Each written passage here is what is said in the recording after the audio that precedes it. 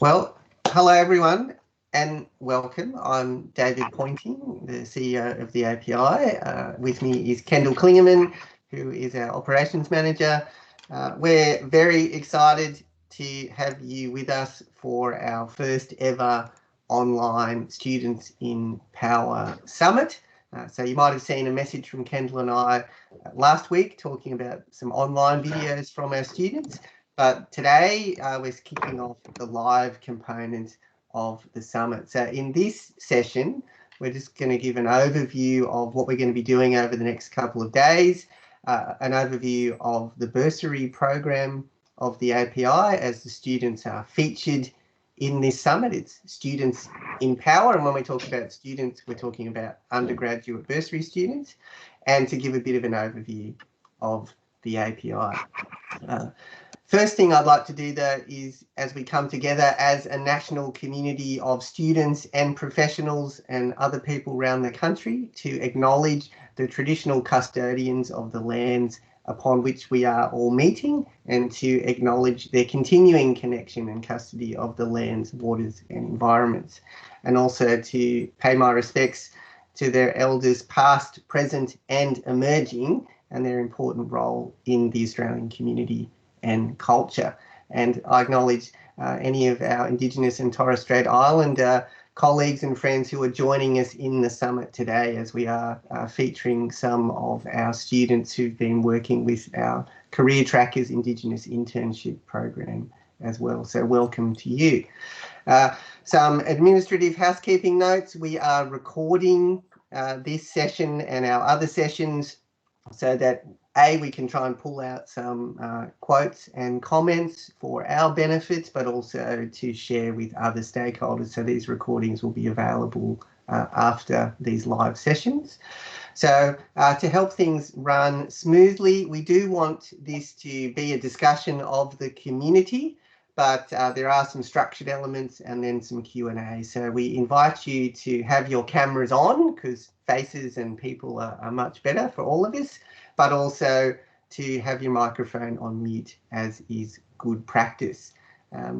So in terms of the program, I might pass to Kendall and let Kendall talk a bit about what we're doing over these 3 days while I talk to my dog who's making noise beside me. So, over to you, Kendall. Hi, everyone. Good morning and good afternoon. We have people joining us from all across the country, and thank you to those in WA. It's a bit early, but I just wanted to first off say thanks so much for those of you who have taken the initiative to join live. Now everything is electronic and online and on demand, and we'll get to that later. And I just really appreciate you guys committing and being here for the live session. We really appreciate you being here and not talking just to a screen. And David and I are sick of talking to each other sometimes, so it's great to have you on board. Quick overview of this week, what we have in store for you. We're really excited. As David said, this is our first Students in Power Summit. So thank you all for being our guinea pigs as we're testing these new and engaging waters. David will go over in the next couple slides how you can access the pre-recorded student presentations, which is the meat of this summit. The students did a great job recording presentations, showing what they were doing on their industry placements. Those have all been uploaded. If you haven't had a chance to look at them already, they'll be there all week until Thursday. And make sure you have a look at that, and David will show you how to do that. Today we have this welcome session just to introduce those who aren't familiar with API to what we do as an organization, and then to give a little bit of background into the Bursary program and why we're all here today. After this, we dive into our first discussion forum with our Queensland students and interns. And these sessions, we have a few over the different states. Tomorrow we have one in New South Wales. We've bundled Victoria, Tasmania, and South Australia together. And then we have our final Western Australian one on the 18th. So I encourage you to pop into those where available to hear from the different students across the country. Those sessions are basically for understanding more about what the students gained out of their placement and what we as industry and as employers can do to help support and enhance and improve these professional development experiences for you guys. So we have a few of those, and then bundled in there, we've got some industry inspiration sessions where we have a few professionals working within the industry. We have a couple graduate engineers fresh into the industry, and then we have a few seasoned veterans that have been around and know their stuff. So they'll be popping in to share their insights and to answer any questions that you guys have. This is meant to be not a presentation, not a lecture, not a webinar. We're really trying to encourage that in-room feel, and we really want you guys to get involved and ask questions, and no questions are silly, and just get involved. We're all here to have a conversation. And then finally, 18th, the exciting day, we've got our diversity session where we have a couple featured speakers who are going to share their insights into what strategies and programs they have internally that they run to try to move towards a more diverse workplace. And I'm also encouraging students to come forward with their stories and suggestions on how we can improve together to improve gender and Indigenous diversity for our industry, which we lack a little bit of. And then the prize announcements. So I'll hand that over to David, and he'll go through that exciting stuff now. Great. Thank you, Kendall.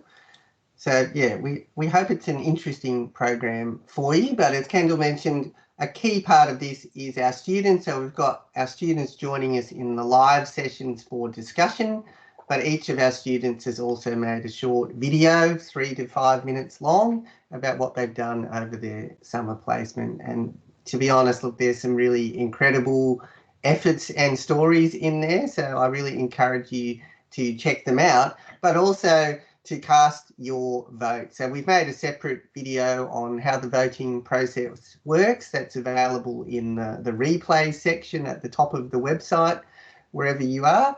But also we encourage you to jump in and cast your vote. So you can see at the top of the web page, there's the student replays, and there's a separate drop down that gives you guidance on how we actually do the voting. The People's Choice Prize is worth $500, so not something to sneeze at, but also it would be that the honour and glory of being the student that gets the most recognition. But from a student's perspective, getting your feedback would be valuable as well. So encourage you to jump in and vote. So what I would like to do now is just sort of give a bit of an overview of who the API are and why we're doing this summit and how the summit fits into our broader mission and purpose.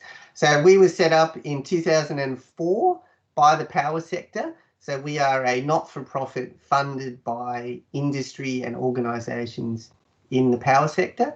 And our mission is to develop the power sector workforce. So we do a range of different activities. We enhance the diversity and inclusiveness of the workforce.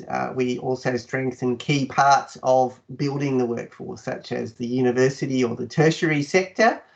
We build innovation capability in the workforce, and we make sure knowledge about innovation is transferred back into, say, university courses. And we provide a broad strategic view on strategic workforce development for the power sector. So some of the reasons of why an organisation like the API needed to exist and still needs to exist, we talk about 6 reasons. One being power sector skills are pretty specialised, so we need to make sure that we have a clear development pathway. But as we see electricity or power becoming more and more embedded into every part of our community and economy, including transport, we're going to need more power engineers. So there is a scarcity concern or a scarcity risk, so we need to make sure we're actively managing that risk. And we're seeing a huge opportunity and challenge from the many different changes that are coming in, from whether it's hydrogen and batteries to solar panels, renewable energy. How do we actually support the innovation opportunities that are coming? So we need our workforce to be able to do that. We also need our workforce to be as diverse and capable as possible and as reflective of the communities that we serve. So diversity is a challenge for the power sector, as with a lot of engineering in Australia. So we have a particular emphasis on increasing diversity. And we also know that the amazing skilled people that we want are also sought by other sectors. So there's a competition element, whether it's the resource sector or IT or electric vehicles, making sure that we can attract and retain and develop the right people is really important.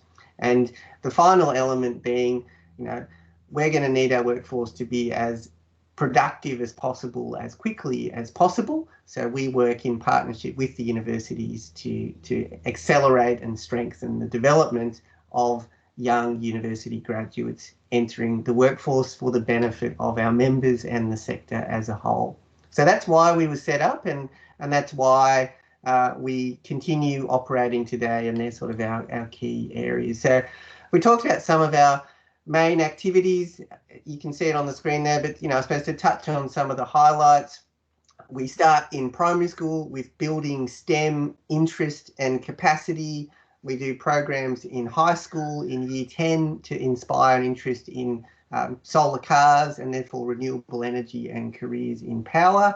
We support parents and teachers and students understanding what the career opportunities are and what the education pathways are. And we do a lot of work in the university space with the Bursary program, but also in helping develop teaching resources and supporting academics. And we also do some iconic work in supporting the development of experienced professionals, whether it's things like this summit of sharing their knowledge or things like the summer school, which is where we actually continue to develop the knowledge and capacity of our workforce.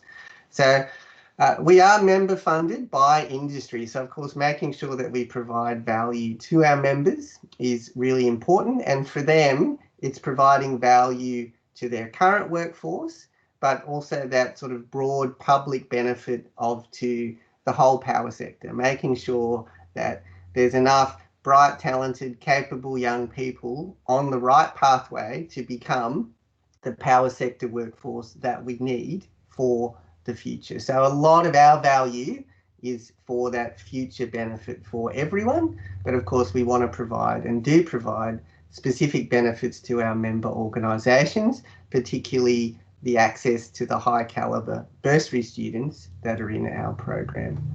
So I won't go through this in detail, but obviously, because we're industry funded, or even with your own money, you need a good business case of why you want to support an organisation like the API. So we do put some very dedicated effort into making sure that we understand the value that we offer to our members. So for example, whether you're a large organisation or a small organisation, through the API, you're able to gain national exposure and national reach to a community of students all around Australia who are focused on careers in power, such as through this summit. So we developed this summit to both support students and to provide that strong value for our members.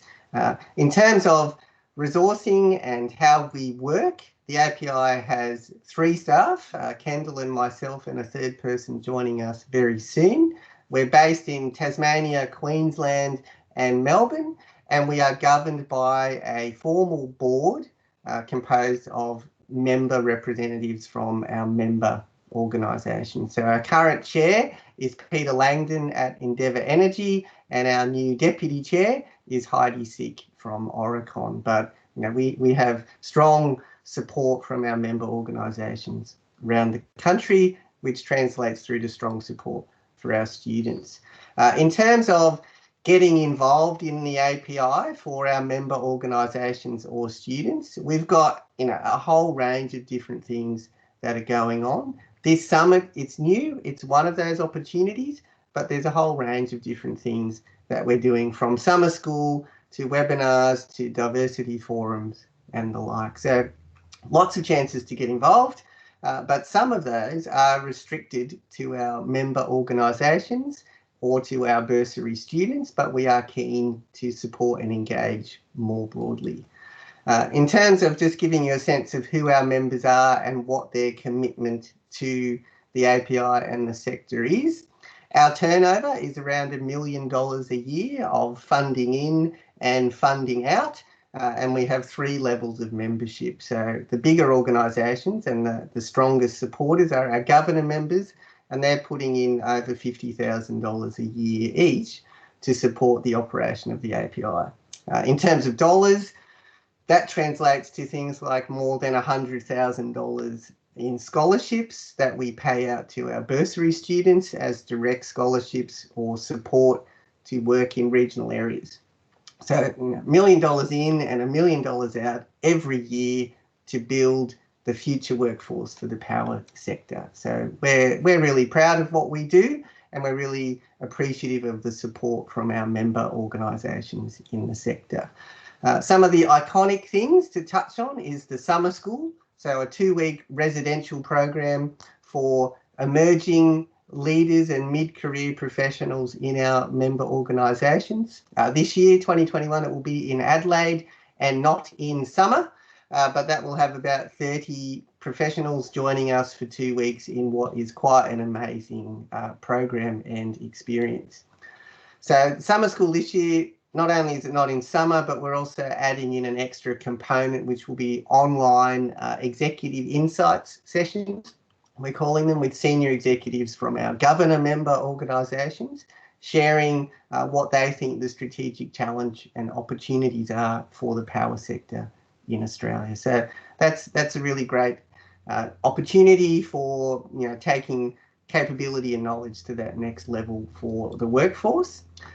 We also, in terms of supporting emerging and developing leaders, we also have what we call the TJ EFNI Award, which is a once-a-year award on application to an API bursary student for a $20,000 personal development activity. Typically, it's been an overseas trip to go and build their knowledge on particular power sector issues, and also to build their connections and I suppose capability. So with 2021 being impacted by international travel, we're tweaking the plans for this year, but that's one of those opportunities, and we then share what our TJ EFNI Award holders have learnt with our bursary students. We're also active with the universities across Australia, making sure that they're teaching, industry-aligned materials and supporting them in a number of different ways. And we also support a range of scholarships and prizes and awards for undergraduate students, such as in ESA's poster competitions with their annual conference. So strong connection with the university space. And we also do a lot of activities related to diversity with universities, but also more broadly across the sector. Our priority areas are gender diversity and Indigenous and Torres Strait Islander engagement. So we have a new collaboration with the organisation Career Trackers Indigenous Internships. And as of this year, we'll be including Indigenous interns who are working at API member organisations. We'll be weaving them into our bursary student community. And in our diversity session on Thursday, we'll have Amanda from Transgrid in Sydney, who is a former Indigenous intern and alumni, talking about her experience in that program, but also within Transgrid looking after their diversity and inclusion program these days. We also directly support UQ's Women in Engineering program, which part of that activity includes bringing together all of the women in engineering teams at universities across Australia to try and lift that collective capacity to get more women into engineering and technical STEM roles at university. So we run a conference with them every year or so, but again, disrupted by COVID, but we're looking at different options for this year.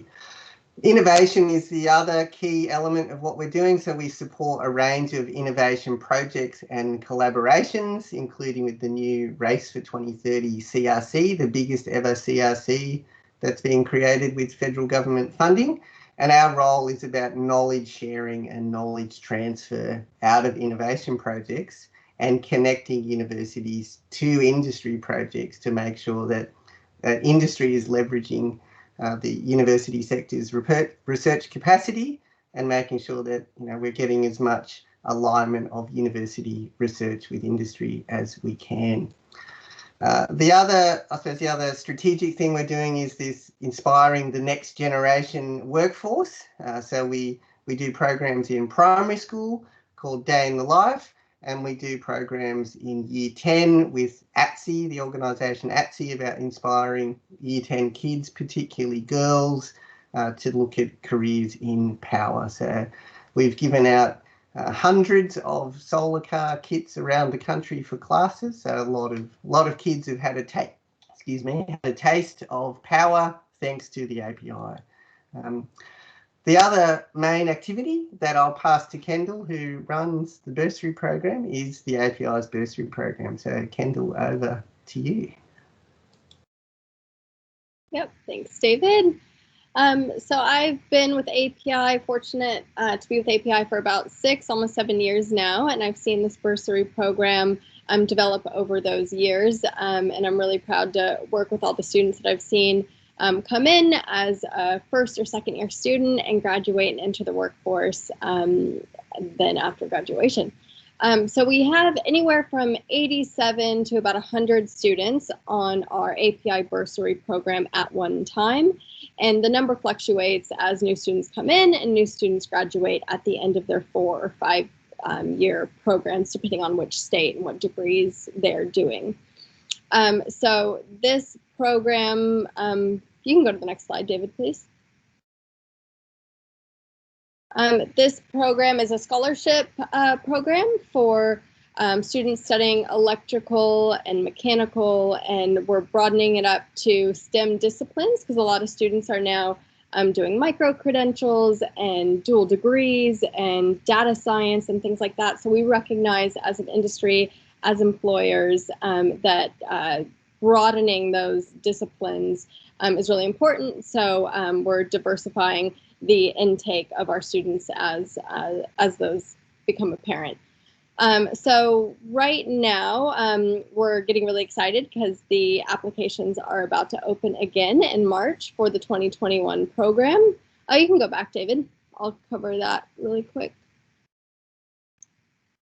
Thanks. But this just illustrates our applications from last year. So we had 158 applications. We had predominantly electrical, as you can see, followed by mechanical and electronic thereafter. We reached 23 universities across the nation, and you can see New South Wales was 30%. Close there behind was Queensland, and then following by the other states, which are growing, which is great to see. Not so great to see, our female application rate was 15%. There's a pro and con there. It is larger, much larger than it was when I came on back in 2012. I think it was about 6% then. So I think universities and industry and students are doing a lot of work in order to help bridge that gap. So it's good to see that number climb.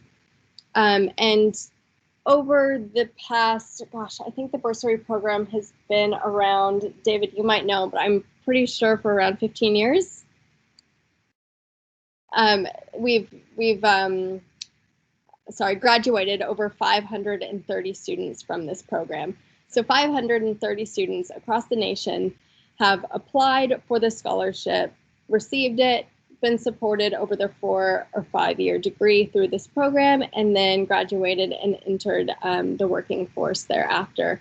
And it's really a pleasure to see some of those students come back and participate in our conferences, sometimes as delegates, attendees at our summer school. But I'm even seeing some of them participate as the expert speakers now on our panels and our industry sessions, who once started in the bursary holders' shoes. So that's really exciting to see. The bursary program, you can go to the next slide, please, provides a monetary support value of over $4,000 over the course of your degree if you're successful and part of the program. But on top of that, the feedback from our current students and past, the alumni, is that while the money is great, we all could use a little extra coffee money here and there. But the most support comes from the networking. And so that comes from the networking and mentoring opportunities that we do.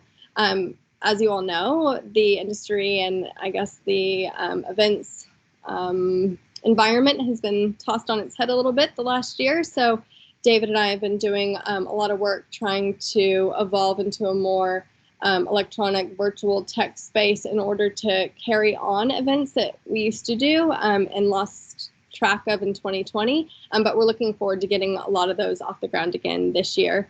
So we'll have face-to-face networking events where we can't do face-to-face, we do online.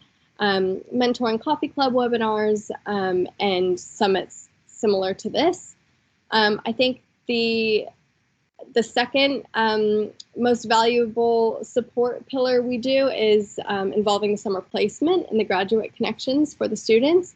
So every year we invite second and third year students, or fourth if they're studying 5-year degrees, to apply for summer work or work over their summer placement.